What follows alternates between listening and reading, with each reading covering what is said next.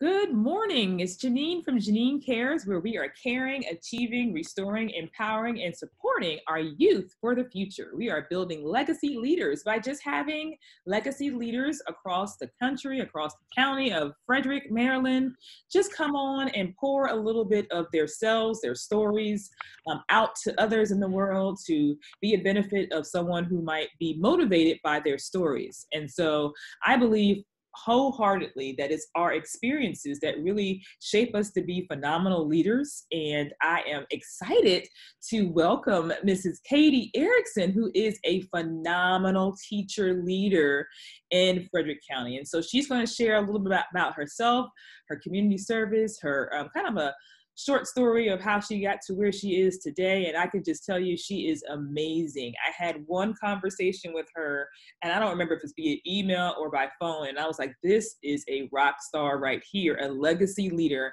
And I have stayed connected with her since our first conversation and have been impressed with her through every interaction that I've had, through every observation that I've had of her and her work and her perseverance and her advocacy skills for just equity and excellence for all. So Katie, thank you for being here today. I'm excited to welcome you and celebrate you as a legacy leader.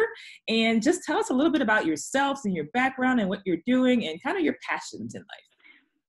Thank you so much, Jeneen. I am so honored to be a part of this. I'm so excited for the advocacy work that you are doing through this channel, and I really appreciate everything that you do.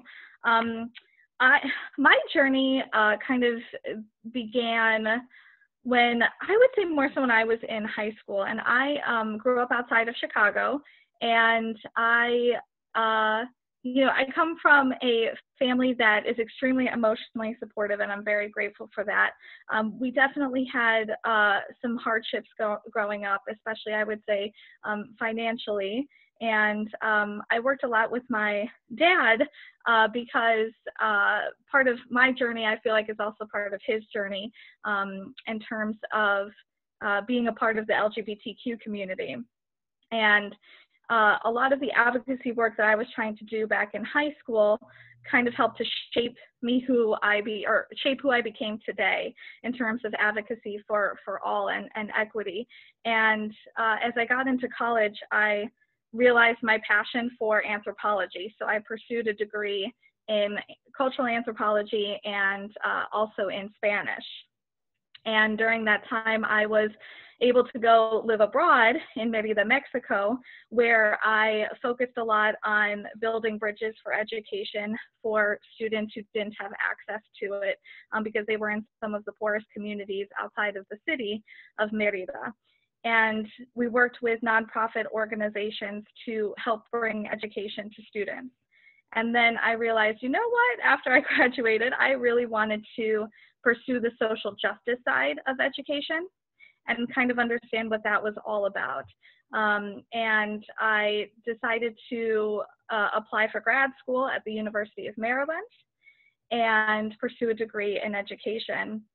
And during that time, I was able to work with a lot of people. An assistant principal that I was very close with, who I continue to be close with, really helped me understand restorative practices and bring about and out the social justice aspects, especially in me through education and that advocacy work. And I really do think with the anthropological training and trying to understand human beings and systemic injustices and institutionalized racism, and where my privilege lies as a white female in this world, and what I can do as an advocate in order to truly help all people. And that's really where my passion lies with education. And I believe that restorative justice is not just about building relationships, it's also about understanding where your privilege is, where the privilege lies in the country, within every system that it's embedded, including education. And then how are we working to correct those injustices? So that's a bit of my story, and how now I'm working a lot with the Hispanic community in Frederick and the RISE Coalition I'm starting to work with. We're trying to pursue book studies and to get people talking about these difficult situations, because it seems a lot of people don't want to talk about race. And we need to start somewhere, and we need to have those conversations, especially in education, and work with our communities to help bring people closer together. Awesome. And so in just a 3-minute soliloquy, she has just shown you how and why I'm so impressed with this young lady. She is a strong advocate for just equity for all. She has the background, education, and experiences, and the action to talk the walk and walk the walk and talk the talk. And so I appreciate you, Katie, for that introduction of yourself. I appreciated hearing about your story and what about you led you to be the person that you are today as a leader. Hearing about your father with the LGBTQ and cultural anthropology as a avenue of furthering your education. You are bilingual, which is awesome. I am going to end the interview with you speaking to students and parents in Spanish, so get ready for that. Access and social justice, all the things that, for me and my core values, that definitely resonates with my soul and my spirit and the things that I do as a leader, as a transformational leader, as a servant leader. I have had the pleasure of working with Katie on our Restorative Practices Work Group here in Frederick County Public Schools. And so the work group has been in place since 2017 as we we were seeking to really do some groundwork before really implementing restorative practices. And so under the leadership of the late Jet Reed, who was a principal at TJ High School for some time, well-known, beloved leader, legacy leader, may he rest in peace. He was definitely one who championed equity for us in the county and served his time here in Frederick County Public Schools. And he started our work group and had many, many leaders, assistant principals, teachers, because he was also a very collaborative, restorative leader, interested in helping the county to close the achievement gap and find solutions. And so since 2017, we have had a work group that Katie is now a part of to really explore what other districts are doing, because we are of the mindset that you have to learn from others sometimes and always find the research-based part of things before we implement. And so I will applaud Frederick County on its due diligence to make sure that it does what it should do prior to implementing anything. And so we're excited about the work that our county is already doing with restorative practices. And thank you again for sharing your insights. I think that you mentioned a lot of good things, and the institutional racism and the work that you're doing now to help combat those things with the work with the RISE and the Hispanic community. I'm so proud that you are there helping them, because they definitely have a charge ahead, as we all do. And as a nation, we have to be together strong. And in order to do that, we have to make sure we meet the needs of all. And we have some identified disproportionate numbers that we need to address. And that's with academics, with behavior, with just support in general. And so I'm glad to have you on the team that we are doing in the county. I want to just stop for a second and shout out to my daughter who graduated from Tuscarora High School. I'm wearing her shirt today. I purchased one for me and for her. So congratulations to all of the Tuscarora High School class of 2020 students who graduated. Thank you to Ms. Karen Yoho, who was their speaker, and a special thank you to their principal, proud principal, Mr. Christopher Berry, who also was from Montgomery County and is here in Frederick, continuing to serve the community. He was an awesome and amazing principal. We were just talking about him, Katie and I, earlier, and the work that he's doing in that community and how restorative he is. And so thank you, Mr. Berry, for being a phenomenal principal and, second guardian for all the children at Tuscarora High School. Because when you're a principal, it's like they're all your children. So thank you. So Katie, going back to you, let's go into the restorative practices. And for me, let's just do a little community circle real quick. Give me one word that you would use to describe restorative practices. Equitable. Equitable. I think my word would be reflection. Okay. Mm-hmm. So thinking about the reflection about where you have been since March 13th, when you were given the message that you had to go and stay home, work from home, what has been most present on your mind since that time? Most present would be relationships. My number one focus when I got home was, how am I going to make sure that my families are okay? And that was my bottom line. And so I made sure that definitely it was really the first month was the charge of maintaining relationships and building relationships with families that maybe it was a little bit more difficult to get a hold of throughout the school year. But now that with the shift and the pandemic, they were home a little bit more. So I was able to communicate and kind of explain some things that were going on and making sure that the kids were okay. And so during this time, I was able to speak with kids on the phone while their parents were present, which was really, really nice, just to hear their voices and make sure that they were okay, and to some extent, and to make sure that I maintained that relationship with them and that they always knew they had me to go to. And so I spent a lot of time explaining the Schoology platform so that students could log on and engage in discussions, not just with myself, but with other students in the classroom, because I was afraid that's they were going to be missing out on that interaction as well, being home, speaking to a lot of families about what was their number one need during this time, and the appreciation that they had for the support that they were being given, not just from me, but from the school and from the county, to try to really bridge those gaps that we were seeing, especially in the uses of technology. A lot of families and parents had never used technology before, so trying to be able to explain that over the phone, and also helping them build their education. I was speaking to a mom who said, I didn't get past third grade in my home country, and this is really hard for me, and I'm not really sure what to do. So I spent time on the phone with her, walking her through the lessons and kind of explaining how she could access them. And we were able to record things bilingually so that every parent could at least then hear kind of what was going on, or then engage with their kids in some capacity for their learning.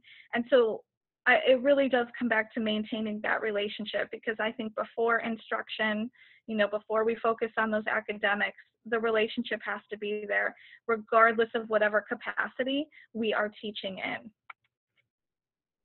Absolutely. And thank you for those points. And I could echo and applaud your work, because I know a lot of times we are in different meetings together, and you attended different professional learnings with me, and I would be checking in on you, and you were like, I'm still in a call, I'm calling parents. And I'm like, she is always calling parents. And so kudos to you from a parent of many. I appreciate you and all of the teachers out there, because I know that you are working harder than you were even when you had the direct access to the students daily in the school building. And so from home, you're working and putting in more hours. And so I want to say thank you to you for that.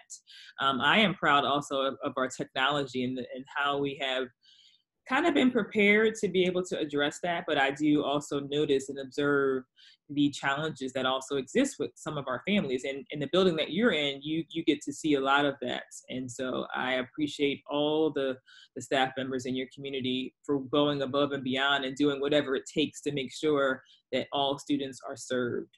And so of all the things you spoke about just now, kind of what has been the hardest thing for you? And I can probably guess some of the hard things for you, but you tell me what is the hardest thing for you? I would say that it's just some of the barriers that are still in place for our families. And while I think that, Frederick is doing a great job in really trying to address them, there's still a lot of work ahead from an equity standpoint. And, I will take a moment to give a shout out to the Hillcrest administration, who did, they turned the parking lot into a Wi-Fi hotspot for families. They have been there all week, every week, trying to make sure that they can, address technology needs and make sure that they can help families as best as possible, and students. And, as they always talk about, as administration always talks about Hillcrest, like the heart of a husky. And I do feel like that is something that kind of carries over, throughout Frederick County, is that there is this passion to want to make change. We're just trying to find those avenues that are most equitable to make those changes. And I think that, there's a lot of layers, and it's kind of, for me, the biggest challenge is digging through those layers, almost like an archaeological excavation, and then trying to reflect on those layers and making sure that we keep having those conversations of what went well, what was a challenge, and how are we going to be more successful in the future, because it all comes back to the kids and what do they need. And the emotional side has been tough. Absolutely, absolutely. I definitely agree with all those points. And I appreciate your work, and I appreciate your commitment. And I will echo you in shouting out the Hillcrest community. I had the pleasure of being a trainer for them, for their entire staff. And so it was awesome to be able to come there several times throughout the school year to meet with them. The assistant principal, she was able to do some differentiated, she and I worked together to do differentiated training because some of the staff had already been trained. And so just the work and the commitment and the energy level and the sense of community there is just amazing, in spite of all of the challenges that our students in that community are facing. You have to have that whatever it takes mentality and that growth mindset, working with some of our most vulnerable populations. And so I definitely second you in applauding the work that's being done there at Hillcrest and their admin team and the entire staff, because it takes a village, right? Yes, it does. So positivity is something that I always notice with you. You're very optimistic. What are you doing to remain positive, either, with yourself as an affirmation kind of a thing, or with others to kind of model positive interaction and positive thinking and self-care? Well, I am reminded actually about a quote that Mr. Williams actually sent out to us in this time about hope. And I agree with the quote because I think it does come back to hope, and that there has to be something bigger and greater at the end that we are working for. And, this also makes me think of my two sisters, one who's a teacher and one who just graduated college. And especially for my sister who just graduated, kind of like with your daughter, graduating high school, they're in such this different time. And I think that to remain onto hope means that you have this heart and this passion that can overcome whatever those challenges are that you are facing, and to build a network and to build relationships with people and surround yourself with people who lift you up.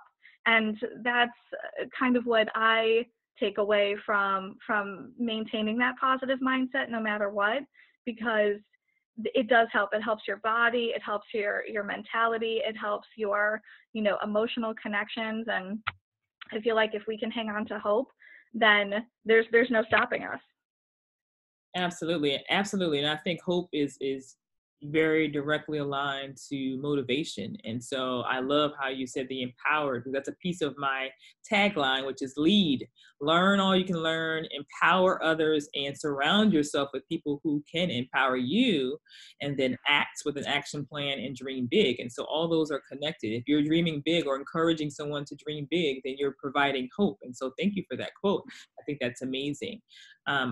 So positive energy is so important. And I think I also heard you speak to keeping people around you that have that kind of energy. And I think that's really important. And the opposite of that is kind of like protecting your peace. And so, when you have people that are not of that, you can be restorative if you want and try to rebuild relationships and discuss the conflict and manage the tension. But sometimes you also have to separate in order to continue to be in that positive mindset, right?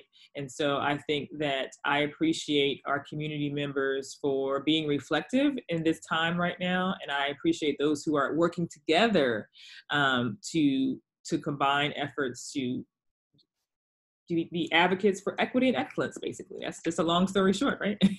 And so the final question would be to you to speak to parents and speak to students in your community, in our community, and abroad.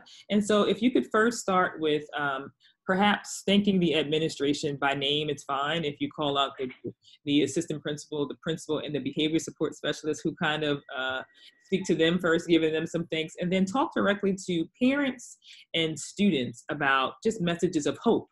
That would be perfect. If you would like to start a little bit in Spanish, that's fine, and then finish or like summarize what you talked about, that would be great too. Okay, wonderful. Well, yes, my heart definitely goes out to, you know, Mr. Williams and Miss Madigan and Mr. Reinauer and Miss J as our counselor and Miss Keisha Rose. That school, I feel like there is so much of their heart in that school that transcends into the staff, and the high belief in the success of every child is something that is carried through in everything that Hillcrest does. And I feel honored to be a part of that school and a part of that community, to work with them, to learn from them, and to help foster equitable change in everything that we do. And I always appreciate that I can go to them with ideas and say, hey, can we try this? And they are always backing me, saying, absolutely, let's see how we do it and what it looks like. And to my Hillcrest community, a la comunidad de Hillcrest, a los padres, a todos los estudiantes, ustedes están en mi corazón.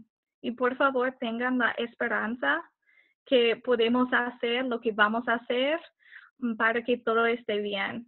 Y estamos allí para ustedes, para siempre.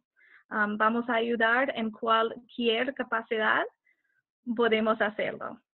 And so to my Hillcrest community, my students, my parents, we are there for you, and please hang on to hope, and we are going to do whatever it takes to help you and to be there for you for always. That is just beautiful. Just beautiful. This is just an example of one of the many special talents and gifts of Miss Katie Erickson, Mrs. Katie Erickson. I appreciate you for your time. I appreciate you and applaud you for your legacy leadership, your commitment to your community, not just your students and your parents, but also to your staff members who you collaborate with, who you work with to make a difference in every child, all children. And so I thank you and I applaud you, and I thank you for your time today coming on Jeneen Cares. Thank you so much, Jeneen. I also couldn't do it without you, so thank you so much. Thank you, and have a wonderful day. You too. Thank you. Much peace to everyone. Peace and blessing always to everyone. Yes.